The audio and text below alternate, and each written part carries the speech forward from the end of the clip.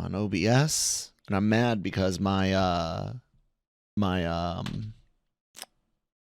Stream Deck, they updated OBS, and my plugin that allows me the remote easy control is not functioning correctly, and I just haven't had the time to mess with it. So if I end up forgetting to switch camera 1 and 2, ladies and gentlemen, I apologize.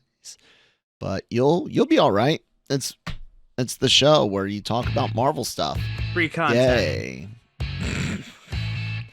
We're ready, Nick, whenever you are. Hello, everyone, and welcome to Marvel Multiverse Mayhem, the Marvel Mayhem podcast for LRMonline.com and the Genreverse Podcast Network. You can hear us wherever you like to listen to your audio and watch us on YouTube, so you can watch something I've noticed watching us, that I spend way too much time looking at Kyle, who's down on the screen below me, or I'm Breaking Geek doing the same, because I'm looking for responses and stuff, but it looks like I'm dozing off. You gotta kind of like look at both. You kind of my try issue. To lift my computer up. My issue is that looking at the lights hurts, but also looking at the screens themselves can make me nauseous, which is why you'll see me go back and forth between my handy dandy blue light filtered lenses, but usually I'm like looking above or below screens, kind of like off. I don't know. That's what I do. But I try to look at the camera as much as I can. Like right now, I'm looking at the camera, but I want to be looking at you because you're talking. Right, right. Anyway. I'm lucky. I got you like right here down slightly, and then right here off to my side on the OBS feed. But anyways, we are here not to talk about podcasting woes. We're here to talk about She-Hulk episode 4. Is this not real magic? Another delight. I don't know. I find this series just delightful. I like the sitcomness of it, and honestly, I know they're working not really towards a Tatiana. Sitcom, but yeah. No, but like I just like having a comedy show, and I've come to the realization this week before they brought up Tatiana again that like I don't need an overarching villain in a show like this. I just need the misadventures of a lawyer dealing with superhumans, which is like this what could have been episode was. This like could have been it could have been Marvel's Harvey Birdman Attorney at Law, but they didn't even really do that. This episode, it was good. 65% of it was good. Did you want to mention last week at all? Did you want to at least like grade it or whatever you felt like? Yeah, last week's. I'm gonna try to even remember. The main thing I remember about last week's was the, of course, you got the Blonsky getting out and like all the fun rumors like She-Hulk not allowed to be in the Avengers, and it's like she's carrying his child because we're tying this into a lot into the news more than the other shows have been tied into the news because she's a public figure. She's not like Steve Rogers who disappears between missions. She's just the lawyer and Jessica had the news. I don't know. Most of the Avengers were pretty public as long as they were on Earth, but yeah, go ahead. Yeah, like Captain America's a guy who just likes to go back to his apartment and try to be assassinated by the Winter Soldier, or have Fury tried to be assassinated by the Winter Soldier. But and I really liked the commentary on toxic fanboys, which came back in a big way following the episode where everyone's saying how terrible, and Stan Lee is rolling in her grave because she's dancing, and then people are pulling up Stan memes Lee of is like rolling in her grave. No, his grave. Well, he'd be a small little fella in her grave, but and how then immediately after that, immediately after the episode makes fun of people like that, everyone's like, she just ruined the MCU by twerking. And it's like, she's like the 7th character to dance, just the first woman to do so. Star-Lord brought down a bad guy by dancing. Except his. What? I was gonna say but I don't like dancing. Like in real life, I don't give two shits about keeping rhythm, moving back and forth. Like I don't. Dancing. I find it annoying. I find dance scenes annoying. I don't like musicals. The only dance in any Marvel movie, show, or anything that did not immediately make me go ugh was the Star-Lord one, and that's because of the context of it. And so that's the thing, it's hold on. He defeats an army. I got that. Hold on. That's the only one that I didn't hate. Now, I didn't love it. I didn't go whoop-de-doo. It's a good dance scene. I'm indifferent to it. So I'm not the person to ask about that. It's rated TV 14, so twerking, whatever. I mean, I cringed equally as much at Justin Hammer dancing as I do. Cringy. I know, but my point is I'm the wrong person to discuss that. Okay. I'm just saying that's a fact that I was seeing it online. And, everyone else is like, well, you guys didn't cringe even when the Hulk dabbed. That wasn't a big controversy for a week. I did when it happened in the movie. But that's different than being online all week, being like, Marvel's been jumped the shark because of this one post-credit comedy scene. Yeah. And that's the main thing I got from the last episode is, Otherwise, it was fun, too. I don't know. I would say they're all... Don't say they're all A's. My God, Nick. I've enjoyed every episode. Like I said, Marvel needs to rush out more shows like this immediately and kind of cut down their dramas because this is the stuff. Marvel's always been known for their comedy. As a matter of fact, most people complain about Marvel having too much comedy. So I don't know why people feel that this one is too funny. I mean, almost everything has been too funny for someone or another. I think a lot of the jokes are running dry. My wife felt very strongly about the man bad thing. This episode even more so, but I'll get into that one myself a little bit later. The bad thing is that this is billed as She-Hulk Attorney at Law, and it feels more of like Law and Order, where the everything outside of the courtroom matters more. Only on Law and Order, we're also following the investigative side, so it makes sense for there to be a lot more investigative side, and then the courtroom stuff to be minimized. Like I said, this could have been their Harvey Birdman Attorney at Law, case of the week. Lots of stuff dealing with the case. That being said, in episode 3, I thought her testifying for her former co-worker while still getting a good dig at him was brilliant. That's great. That's what I was about that B plot. That's what I was looking for and hoping for. Even the impersonating judge moment, that was funny. It's played up a little bit like too many people around, and I know that it's part of the angle of this show, but again, that's where you're where like the judge in today's episode is just flip it with the antics of the even the lawyer's a the magician. Other attorney. Exactly. And so I get that this show is meant to be that silly, but this takes place in the same universe where court stuff like that wouldn't happen. We've seen court stuff, it takes a lot to pull me. It takes a lot for me to accept this as part of the MCU as a whole. And there's this severe lack of, I mean, when I think courtroom drama, I'm thinking Night Court or Ally McBeal, I'm thinking things that literally surrounded themselves with the whole farce of legal stuff, if you will. It was great. It's what I felt has been missing here. That being said, there are lots of things that I enjoyed, like I mentioned in the previous episode, and we'll get into a few things that I did like about this episode as well, dealing with her personal life. But yeah, man, I must say it's running dry. If they just remove the subtitle, you'd be happier with the show. Potentially, yeah. I think you fucked up, Kevin Feige. in some ways. I heard that was Feige's idea. So you fucked up, Feige. You would have put a lot of Kyle's stuff to rest if he just had left that off as a subtitle. Some of it, but it's like when you bill a multiverse movie, like something that's going to change the MCU, and then you don't 3 times. It gets frustrating being sold something, you buy it, and then that's not what it is. Anyways, ready to talk about episode 4 some? Yeah, foursome.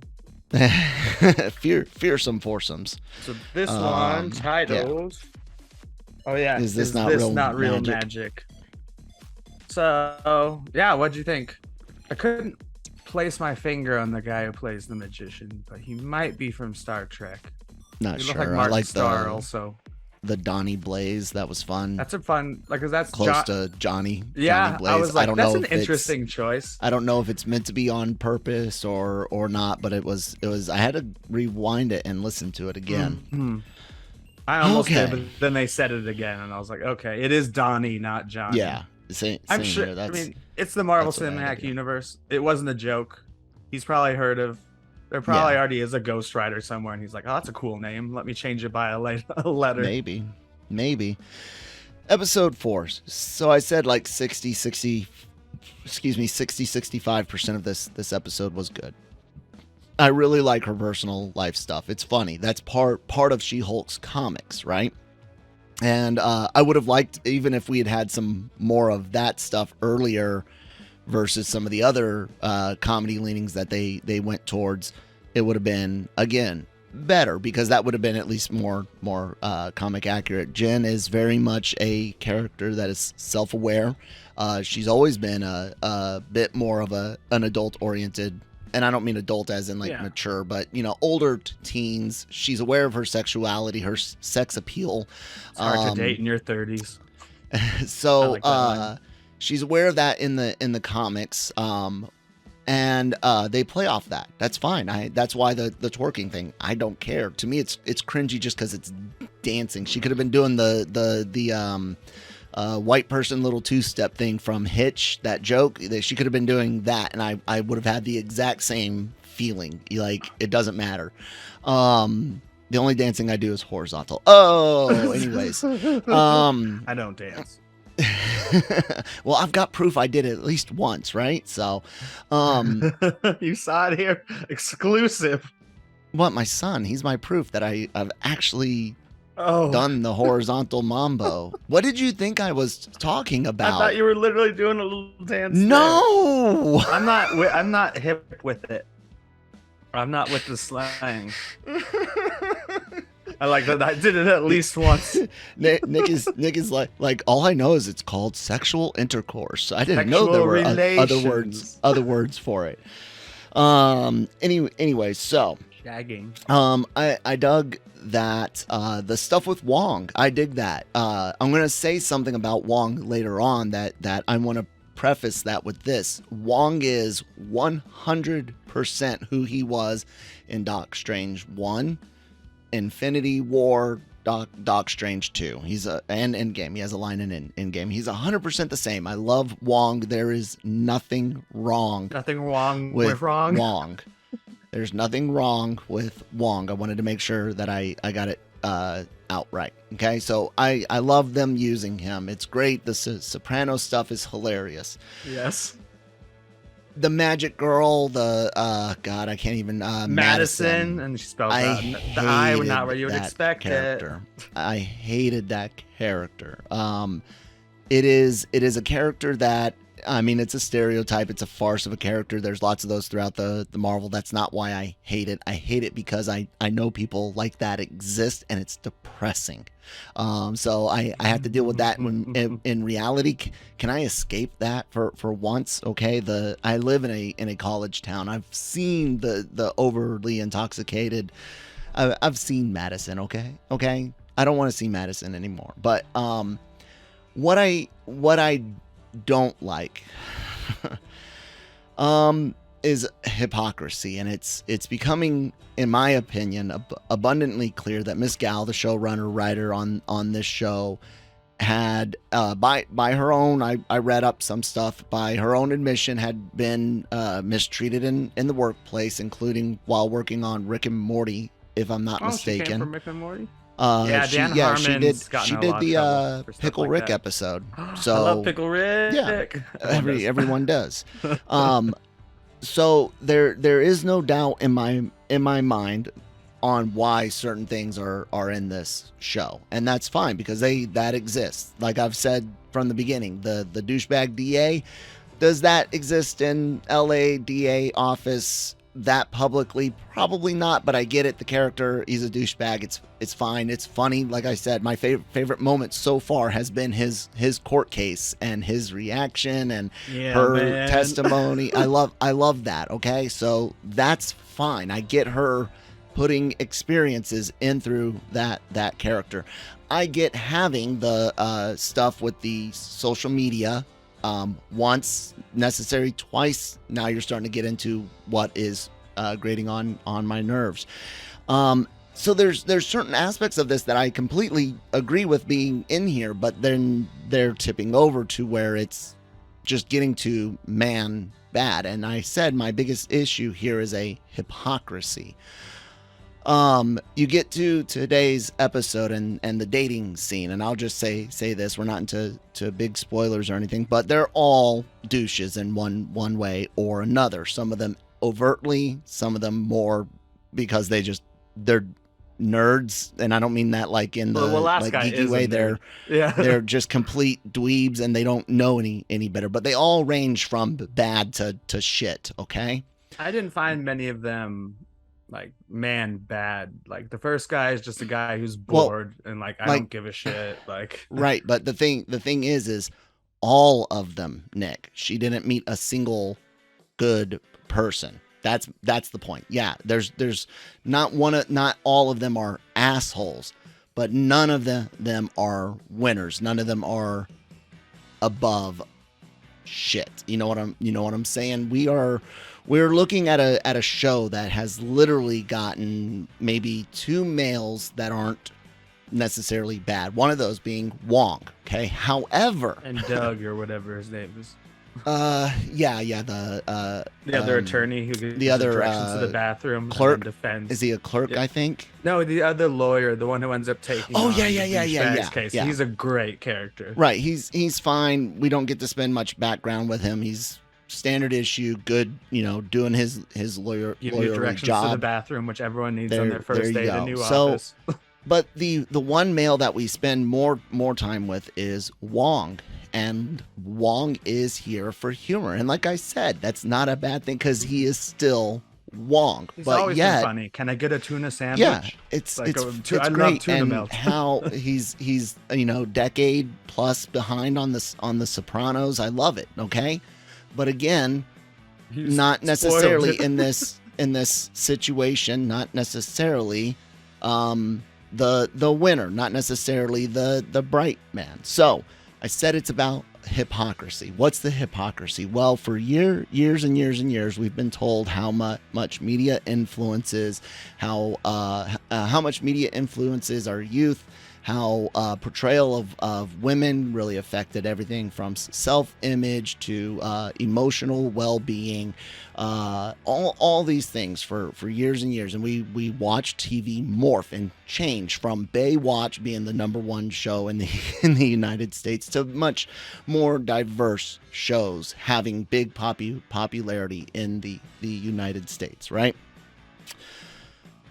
So why would it then be fair to be constantly replacing male characters like they did with Nemo in Slumberland, like they did with the new Pinhead in Hellraiser, the 007, even though she's not James Bond, 007, played by, I can't remember her name, but she was Maria Rambeau in Captain Marvel.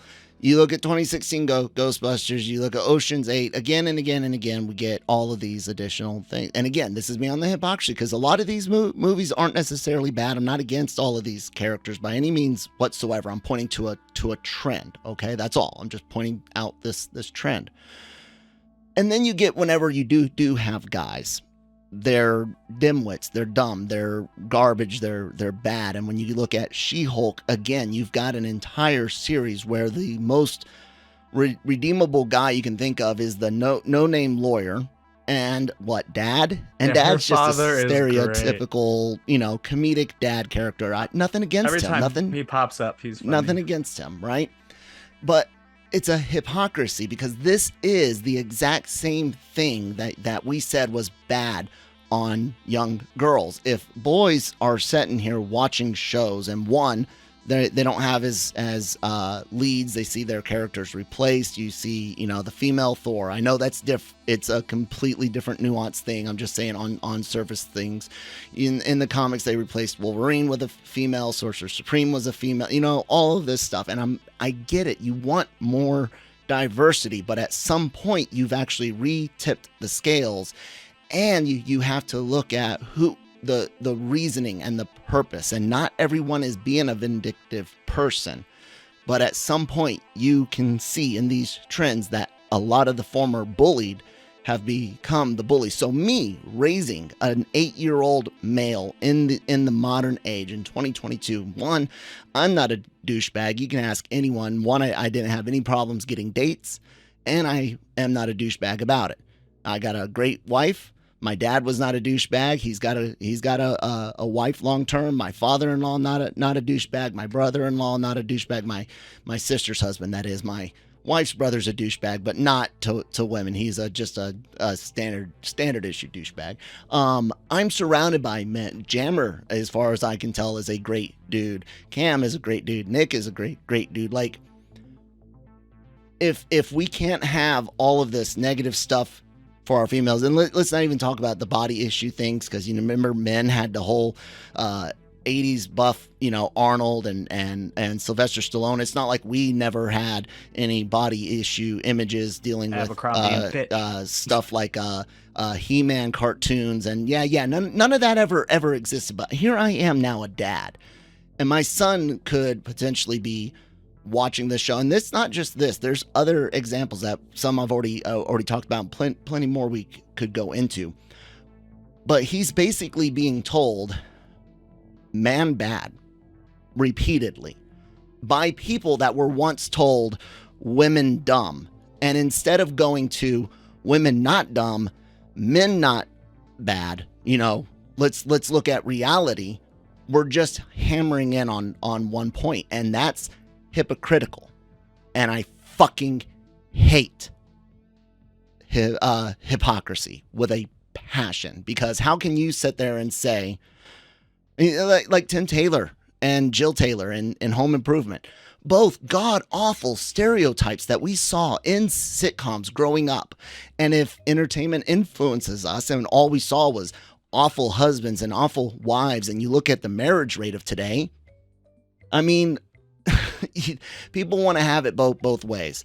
They want to be able to say, this is why we should be, this is why, or this is what happened to me, and this is the story I want to tell, but I also want to make sure I punish the people, quote unquote, that did it to me.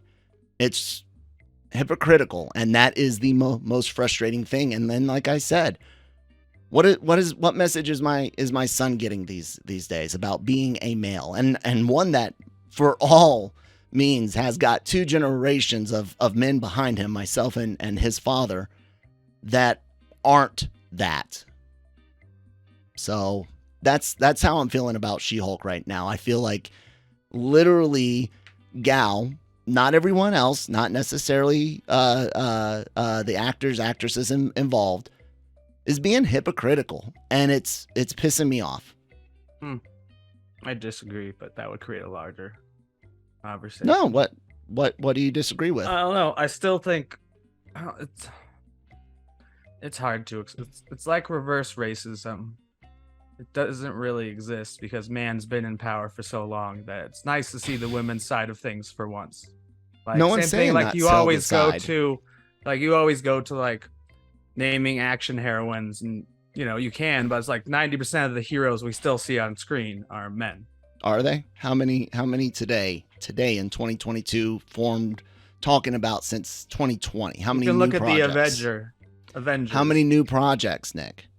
Because right now Marvel's doing exactly what they did with the comics by putting females on every front page. Again, instead of blending, kind of like Ghostbusters 2016, where you had an opportunity to do a blended team, and all they did was all female. And how was the male characters in that movie? As a matter of fact, I very vividly remember the way they defeated the big bad guy was hitting him in the dick. So, and also let's not talk body shaming and stuff. And whenever a dude is disliked, it's immediately a small penis joke. I mean, how would people feel if we made labia size and shape jokes whenever a female pissed someone off? You can't sit there and say it's not hypocritical to dish a little bit back just simply because men had it better before, because the whole argument was what it does to people. So if you saw nothing but negativity as a girl and that affected you, why would you then want to deal out negativity and expect it not to affect the males? And then what happens when the pendulum swings the other way? See, it's illogical, Nick. You cannot sit there and say it's damaging to one, but it's okay to damage the other in retribution. I still just feel like there are more shows, and women still go through that in life way more than men. No one's saying that they didn't. No one's saying that they don't. It's fair to have shows that show that reality. It is fair to show that reality, Nick. So where is the good guy in Jen Walters' life besides Hulk, who's already an established character to have already been a good guy? Where is the good guy? 4.5 good guys. The good lawyer, her father, the Hulk, Wong, and the last guy she dates. The last guy she dates is a good guy until I would probably react the same way, where it's like, what? Oh, I was dating this hot chick, and the next morning it's like, oh, you're not her anymore. And there you go, ladies and gentlemen. Nick, the toxic male. That would just be weird, wouldn't it? I mean, come on now, dude. Really? He's a good guy. That whole part of him leaving was to show that he was a shallow dick. That even people that have all the other pluses can still be shallow dicks, which is a reality. But again, every single guy, you want to show a reality, you want to even do an exaggeration for comedic effect, like I mentioned, the 90s sitcoms, actual situational comedies. Jill Taylor is a fucking awful wife, and Tim Taylor is a fucking awful husband. It's toxic no matter what. And you sit there and tell people, again, and I kind of misplaced here, but you tell people one is harmful and it's bad, and then you allow it to happen elsewhere. And again, I have already said multiple times, having the dick ass male character, good. Like you said, reality. Having some bullshit toxic stuff on social media, perfect. Again, reality. Twitter is nothing but an echo chamber for you, whoever you are. That's your echo chamber, and it's going to tell you exactly that everyone around you thinks like you, except for this one group of people. But that other group of people thinks everyone around them thinks about the same thing except for you, and you're the small group. So it is. That's fine. Got it. But when you get to the point now to where there's literally, again, the no-name lawyer. Yeah, he's fine, but we haven't seen him do anything other than follow the law. That's fine. The dad, comedic relief. There's nothing wrong with him. Wong, he is portrayed as Wong, which means he's a little bumbly, a little socially inept, which is fine. But again, he's the character that they are using in this show, filled with, let's face it, and even Bruce assumed things and pushed things and was too aggressive at first. There is no man good yet. And will there be? Sure, maybe. But so far there's not. And it's hypocritical, because if you say that giving females negativity via entertainment had an effect, why would you then do that to men? And if you're saying that retribution is okay, fuck off. Well, one of my main points would be about the dating sequence, is that is dating in your 30s, even from a man's perspective. It's just like, some people don't give a shit during the date. Some people are like, I mean, it's different if you're a Hulk, obviously, where he's like, can vibranium penetrate your skin? Like, do you have any vibranium? He's like, no. I think he's asking for information to find specimen. Out. That's what I'm saying. Like, is he trying to get information? Out. I don't know, he's man. more Maybe than he's that. getting, I thought he was a nerd. That's what I'm always expecting from almost. It plays into your thing, but every man, it's like every man that's too perfect. Like I was even suspecting the doctor until he was kind of an asshole the next morning. I'm like, someone's trying to get close to her at some point. That's gonna try to destroy her. But I guess without going more into it, because I need to cut it soon so I can get to. Oh, sorry. PT. I don't know. Like I said earlier, I know we're gonna get into more. There'll be some overarching villain the farther we go. Tatiana probably, and at some point she has to meet Daredevil, even though he's supposed to be on the opposite coast most of the time. Yeah. So like, I enjoy this show so far, and I wouldn't care if we watched the entire show and it was just like 3 weeks of Blonsky, one episode about a magician abusing his powers, like just different court situations without there having to be like, oh no, end of the world, or oh no, someone who can actually kill her. Like it's just fun to watch. Is what Harvey I wish this had been Harvey Birdman, attorney, a case of the week, lots of comedy, lots of meta humor, fourth wall breaking, like dude, those were my hopes and dreams. And then the sex stuff, because like I said, that's comic accurate. I have no issues with any of that. My issue is just that hypocrisy, man. It's getting frustrating. Fair enough. Let's wrap her up so I can go get my back fixed some more. Okay, you start talking. Yeah. So thank you for listening to this episode of Marvel Multiverse Mayhem. We'll be here again next week. And I saw Morbius is on Netflix, so that might have to be the episode we do after She-Hulk, because I will not watch it unless we're doing it for a show. I don't think there's a reason to do it. During a dead week. We'll talk. Maybe. So listen to us on all your favorite places. I see Apple, when I look at our analytics, is the most people's preference, but we're leave on Stitcher. A review if you're on Apple. Please leave a review. Leave a review for the whole Genreverse podcast network. But then we have lots of other shows you can get into, like Animeverse Reveals, AVR squared. AVR squared. I thought like AVR AVX, and like AVR X-Men. squared. Yeah. No. The don't Katina. wish that Right. junk on us. COG. Daily Cup of Genre. The new review of the Rings, doing Rings of Power. Yeah. Which I've been enjoying. Me too. I haven't listened to the podcast, but Rings of Power.